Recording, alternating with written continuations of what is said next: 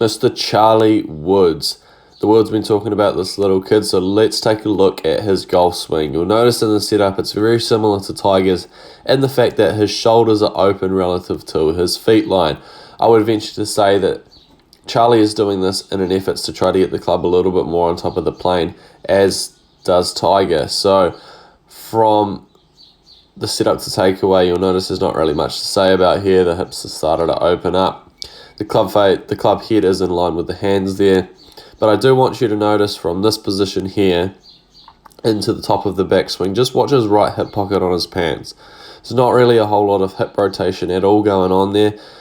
But obviously it's not really an issue.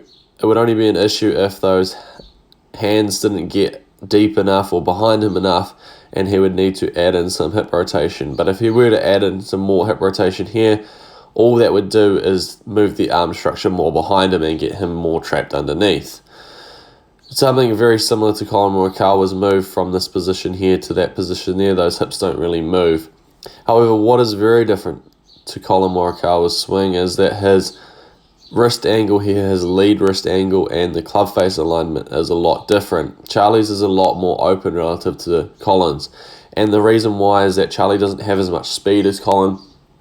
And so having a closed club face would not be necessary, as he would struggle to get it up in the air. So his slightly open face is going to be a matchup for his speed.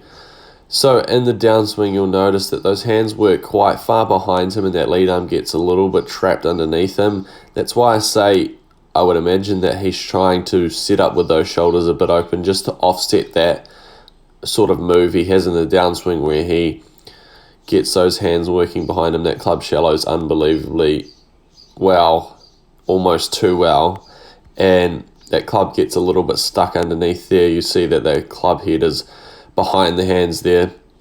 So all of that is just influencing a path that's going to be more in to out, and obviously Charlie's going to struggle with slightly overdraws possibly, but for a kid to be in this position is absolutely nothing wrong with that, as once he gets a bit stronger and a bit quicker with everything, he'll be able to rotate his body open a bit faster and get those hands to work out a bit more, where the club will still be shallow, but it won't be so shallow that he'll get stuck underneath it and hit little push draw or too much of a push draw hooks.